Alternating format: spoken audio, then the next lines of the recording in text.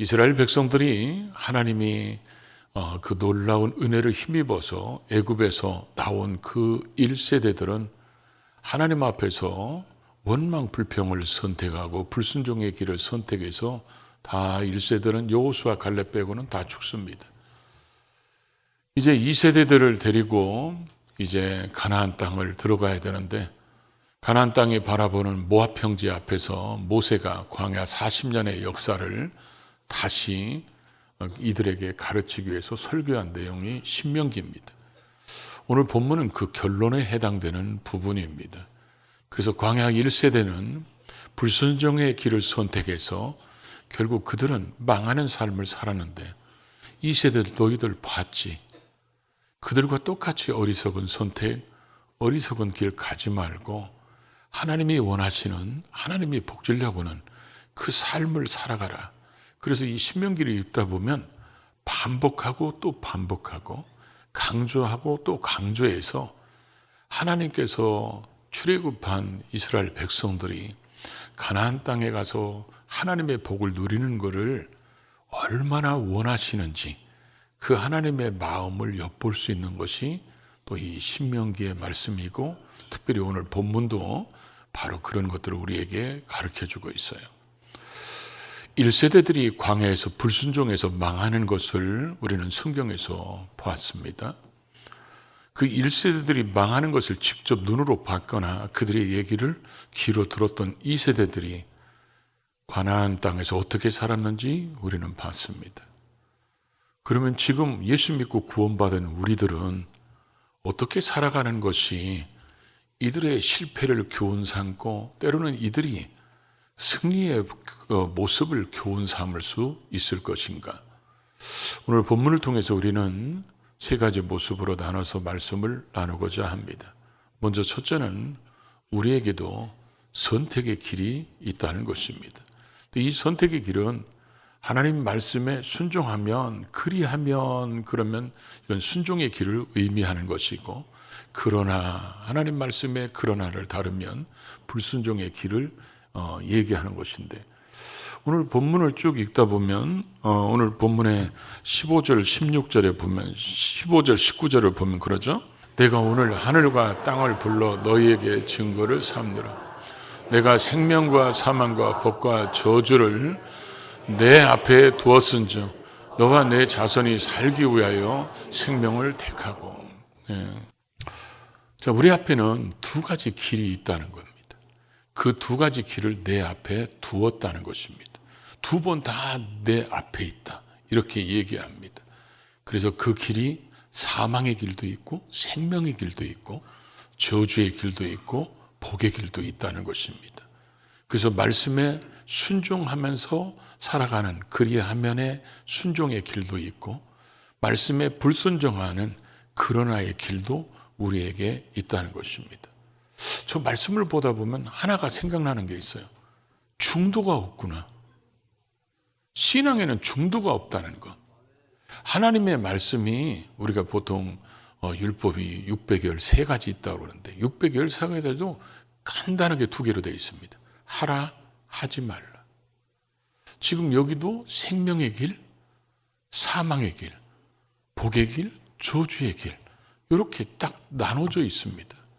근데 왜 우리는 세상으로부터, 때로는 여러분 가까이 있는 사람들로부터 가장 많이 듣는 소리가 뭐냐면 적당히 해라. 그러죠? 그래서 열심히 하면 뭐라고 그러죠? 야, 미쳤냐? 저 교회에 미쳤나 봐. 예수에 미쳤나 봐. 이게 신앙적 관점에서 보면 그게 정상이거든요. 근데 안 믿는 사람들이 볼 때는 미친 것처럼 보이는 거예요.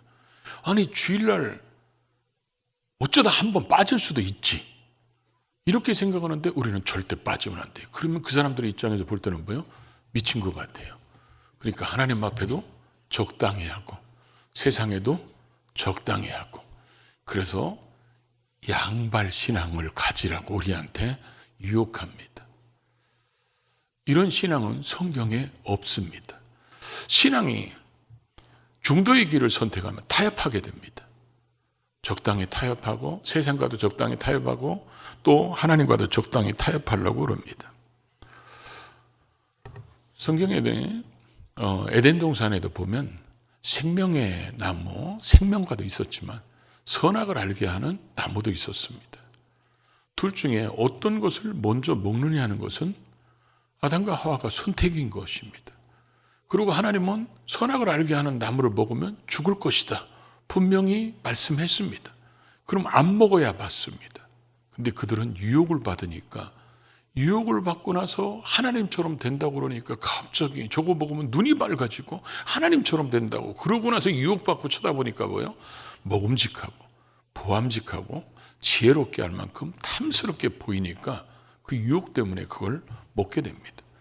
하나님이 그 길을 가기를 원하셨을까요? 그렇지 않습니다. 본인이 선택했어요. 본인들이 선택한 겁니다. 우리는 하나님이 우리에게 가라는 길은 굉장히 복잡한 길이 아닙니다. 굉장히 많은 길이 아닙니다. 아주 단순하게 되어 있습니다. 그것이 순종의 길이냐 불순종의 길이냐. 순종의 길로 가면 생명과 복을 선택하는 것이고 불순종의 길을 가면 오늘 본문 말씀대로 사망과 저주를 선택하는 것이다. 오늘 본문의 16절을 보면 이렇게 표현하고 있죠. 읽어볼까요? 곧 내가 오늘 내게 명령하여 내 하나님 여호와를 사랑하고 그 모든 길로 행하며 그의 명령과 규례와 법도를 지켜 하는 것이라. 그리하면 내가 생존하며 번성할 것이며 또 내 하나님 여호와께서 내가 가서 차지할 땅에서 내게 복을 주실 것임이니라. 그러니까 하나님께서 원하시는 그 말씀에 순종하는 길을 가면 너가 생존하게 될 것이고 번성하게 될 것이고 내 조상들에게 약속한 그 땅에서 하나님이 약속한 복을 누리게 될 것이다. 이렇게 말씀했습니다. 그러면 순종하는 길을 가야 번성하는 걸 만날 수 있습니다. 거기서 생존하는 것을 만날 수 있습니다. 그리고 거기서 하나님이 예비한 복을 누릴 수 있습니다. 그러나 17절에 보면 뭐라고 표현하죠? 그러나 내가 만일 마음을 돌이켜 듣지 아니하고 유혹을 받아 다른 신들에게 절하고 그를 섬기면 내가 오늘 너희에게 선언하노니 너희가 반드시 행할 것이라. 너희가 요단을 건너가서 차지할 땅에서 너희의 날이 길지 못할 것이라. 그러니까 하나님이 너희는 반드시 망하는 길로 갈 거라는 거예요. 하나님 말씀에 불순종하면 그리고 너희는 거기에서 길지 못할 거라는 겁니다.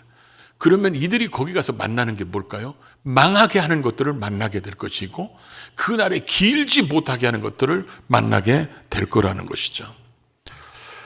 이 말씀만 읽으면 하나님이 꼭 우리를 협박하는 것 같아요. 근데 여러분, 우리가 자식을 길러본 부모들은 이런 마음이 있죠. 자식보다 뭐 부모가 특출나게 잘 나거나 그런 건 못할지 몰라도 자식보다는 인생을 먼저 살아온 경험자입니다. 그리고 인생의 연륜, 경륜이 있다 보니까 어떻게 살아가는 것이 지금 너 시대에 어떻게 준비하고 사는 것이 나중에 네 삶에 어떤 것이 복이 되는 것은 그래도 아는 부모들이기 때문에 자기의 모든 것을 줄 만큼 사랑하는 자식이 미래를 준비하는 지혜로운 삶을 살기를 원해서 부모들은 자식들에게 이렇게 해라 얘기합니다. 근데 자식들은 그런 부모의 마음을 모르고 이렇게 얘기하죠. 아이고 잔소리 더럽게 많아요. 부모님이 그렇게 간절하게 그들에게 권면하고 충고해도 잔소리로 듣고 불순종하는 자식들이 있습니다. 하나님께서 지금 이 신명기의 말씀은 어떻게 보면 이스라엘 2세대들에게는 잔소리처럼 들릴지 몰라요. 한 얘기 또 하고 한 얘기 또 하고 조상들에게 했던 얘기 또 하고 또 하고. 근데 그들이 망하는 길로 가지 않기를 원하시기 때문에 하나님께서 지금 이렇게 말씀하고 있는 거잖아요. 우리는 신명기 28장에 보면 이거에 대해서 아주 더 구체적으로 하나님께서 말씀하고 있죠. 28장 1절에 이렇게 시작합니다. 여호와께서 말씀하시기를. 여호와가 나오는 그 특징이 뭐라고 그랬죠? 여호와라는 이름을 쓸 때는 하나님이 선택하시고 선택한 백성에게 언약을 맺으시고 그 언약을 성실히 지키시는 하나님을 강조할 때 여호와라는 하나님의 이름의 칭호를 쓴다고 그랬죠. 그런 여호와가 말씀하시기를, 여호와의 말씀을 삼가 듣고 지켜 행하면, 그러면서 1절부터 그렇게 지켜 행하면, 그리하면 14절까지 하나님께서 복 주시는 것을 약속하고 있어요. 근데 15절부터 68절까지 그러나 그들이 하나님께서 그렇게 지키고 순종하면 복을 주겠다고 약속했는데 불순종하면, 그러나의 길을 가면 저주가 임할 것이라고 말씀하고 있습니다. 그리고 저주의 분량도 굉장히 길게 기록했어요. 근데 그 말씀은 니들 될 수 있으면 이것도 저것도 다 저주받아라, 그런 뜻이 하나도 없습니다. 우리는 가끔 이렇게 산에 등산을 가보면 이렇게 써 있는 데 있죠. 위험, 들어가지 마세요, 넘어가지 마세요.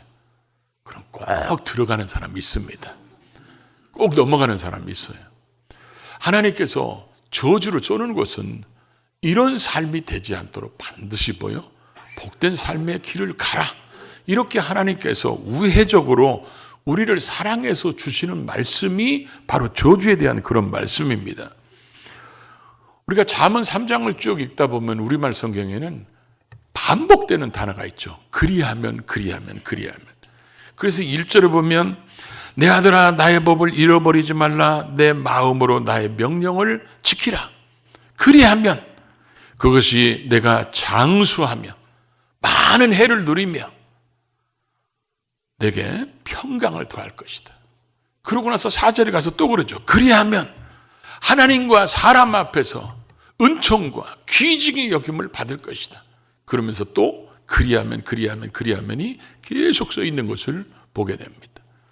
하나님 말씀에 순종해서 그리하면, 요 길을 가면 반드시 하나님이 준비된 복, 예비된 사람, 예비된 환경을 만나게 되지만, 불순종하면 불순종한 것 때문에 오늘 본문 말씀대로 망하게 할 것들을 만나게 하고 우리의 그날이 짧게 하는 것들을 만나게 될 거라는 거예요. 우리가 선택은 우리가 하지만 요 결과는 우리가 바꿀 수 없습니다. 그렇기 때문에 선택을 잘하라고 지금 말씀하는 거예요. 그러면 우리가 이제 이런 생각을 할 수 있죠. 왜 사람들은 그러나와 그리하면이 왜 갈라지는가? 이 정도면 당연히 그리하면 순종의 길을 가야 되는데 왜 우리가 그러나의 길을 가느냐는 겁니다. 오늘 그 말씀을 17절에서 이렇게 표현하고 있습니다. 그러나 내가 만일 마음을 돌이켜 듣지 아니하고 유혹을 받아 다른 신들에게 절하고 그를 섬기면, 자, 거기 17절 보니까 내가 만일 마음을 돌이켜, 이 돌이킨다는 말의 원어가 어떤 의미냐면 얼굴을, 하나님을 이렇게 쳐다보는 거예요. 하나님 사랑할 때는. 근데 이제 유혹을 받았어. 유혹을 받으니까 하나님에게서 얼굴을 다른 쪽으로 돌리는 거예요. 이게 돌이킨다는 거예요. 근데 뭘 돌려요? 마음을 돌이킨다는 거예요. 그래서 저 원문에 보면 뭐냐, 마음이 돌아서서 완전히 돌아선 것처럼 되어 있어요. 이스라엘 백성들이 하나님 앞에서 돌아선다는 말의 의미가 뭐냐면 말씀을 듣지 않겠다는 거예요. 그런데 저렇게 마음이 돌이킨 이유가 뭐예요? 유혹을 받기 때문에 그런 거예요. 유혹을 받아서. 그들이 유혹을 받지 않으면 저렇게 돌이키지 않을 거예요.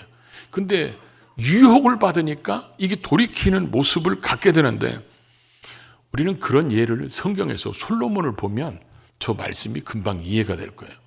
솔로몬이 열왕기상 3장 3절에 보면 이런 말씀으로 써 있습니다.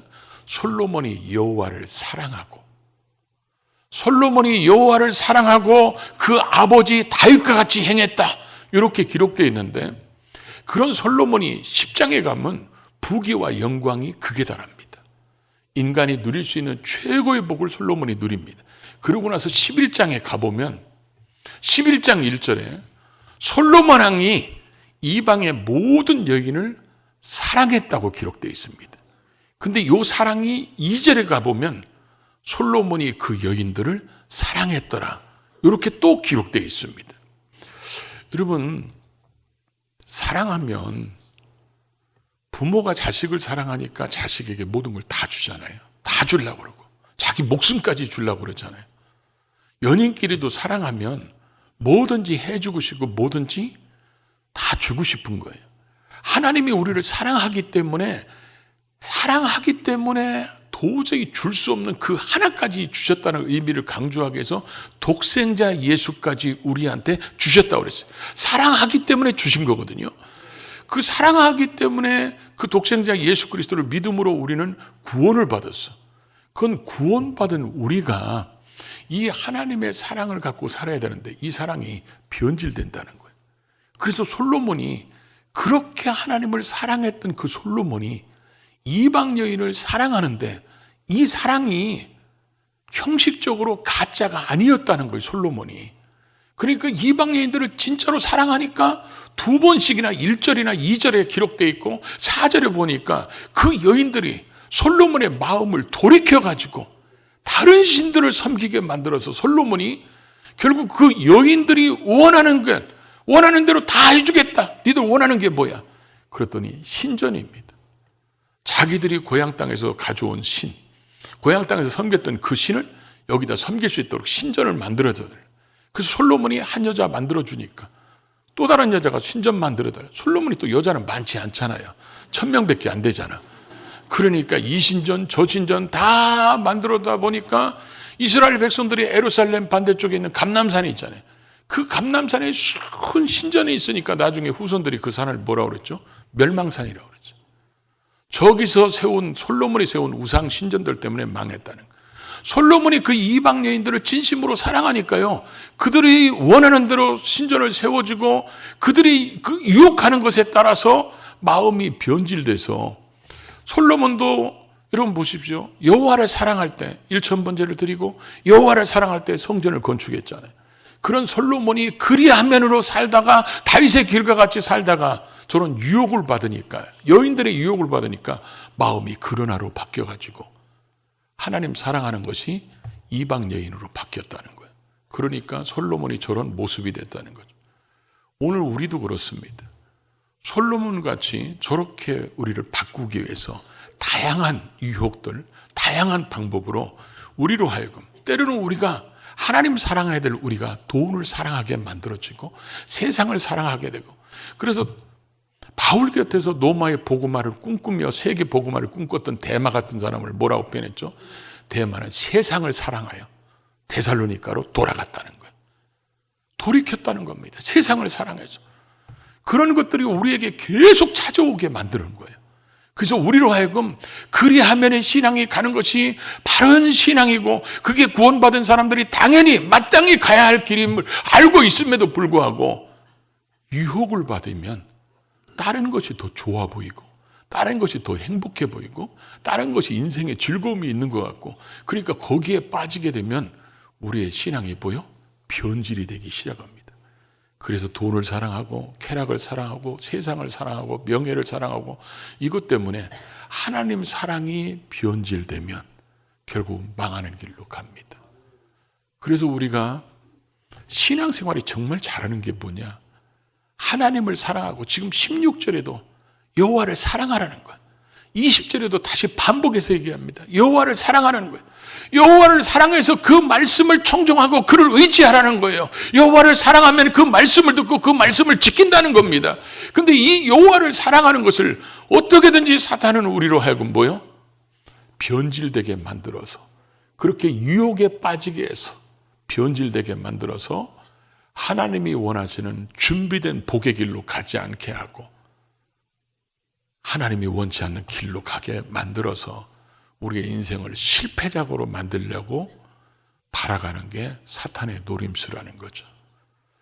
그래서 우리가 하나님에 대한 저 사랑이 변질되지 않게 하려면 우리는 하나님 앞에서 지금 우리가 하고 있는 것이 진심이어야 된다는 거예요. 여러분 주변에 그런 분이 있죠. 어떤 분은 먹는 게 진심인 사람들이 있어요. 그런 사람이 있죠. 생각나는 사람이 있죠. 어떤 사람은 노는 게 진심인 사람이 있어요. 근데 우리는 하나님 앞에서 지금 이렇게 주일 성수하는 게 이게 진심이 돼야 되는 거예요. 창조주 하나님이 우리의 인생의 주인이시기 때문에 그분이 나를 구별하고 시간을 구별해서 하나님께 예배하는 자라고 됐을 때 이 주일 성수가 어쩌다 마지못해도 어쩔 수 없이 나오는 게 아니라 주일 성수가 우리의 신앙의 진심이어야 되고, 우리가 헌금하는 것도 남들 눈치 보고 어쩔 수 없으니까 조금 드려야지 인색함으로 억지로 이런 헌금이 아니라 헌금을 드리는 것도 진심이어야 됩니다. 하나님이 주셨기에 하나님 것을 구별하고 하나님보다 물질을 더 내가 사랑하는 게 아니라 하나님을 더 사랑합니다, 이런 신앙의 고백을 하나님께 진심으로 보여드리는 이런 모습이 돼야 되고, 우리가 말씀을 듣는 것도 하나님을 사랑하기 때문에 그 말씀을 들어야 우리의 영혼이 소성케 되고, 내가 하나님의 말씀으로 힘을 얻고 내가 말씀에 사로잡혀야 이 땅의 죄악의 유혹들, 나를 얽매려고 하는 것들을 말씀으로 물리치고 승리하는 신앙. 그래서 여기에 전심인 사람들, 진심인 사람들이 하나님의 말씀을 청정하고 그 말씀대로 살 수 있는 힘과 능력이 주어지게 되고, 이렇게 살으라고 우리에게 성령님을 보내주셨잖아요. 우리는 연약해요. 쓰러질 수도 있습니다. 넘어질 수도 있습니다. 그러니까 하나님이 성령님을 보내신 거예요.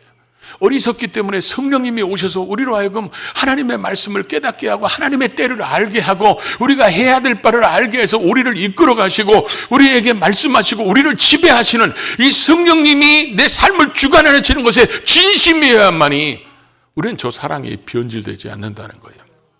우리가 기도하는 것도 마찬가지잖아요. 우리는 기도하는 것이 우리의 목적을 원합니까? 여러분의 어떤 꿈을 이루려고 기도합니까?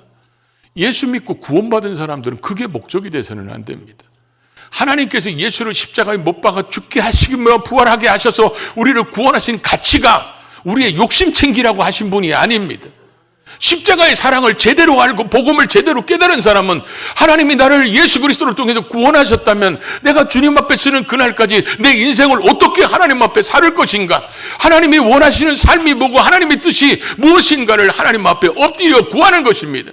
오늘 본문만 보십시오. 여러분, 하나님이, 우리는 복이 목적이 돼서는 안 된다는 거예요. 여호와를 사랑하라는 거예요. 그 말씀을 청정하고 그를 의지하라는 거예요. 그리하면 너희에게 하나님이 뭐요? 생존하게 되고 번성하게 되고 예비된 복을 주실 거라는 거예요. 그러니까 하나님을 사랑하는 자에게 복은 따라오게 만들어주시고 상급으로 주는 것이지, 세상에서 사람들이 추구하는 그 복이 우리의 본질이 되고 목적이 되면 변질돼 버리는 거예요. 그래서 불순종의 길을 가게 된다는 것입니다.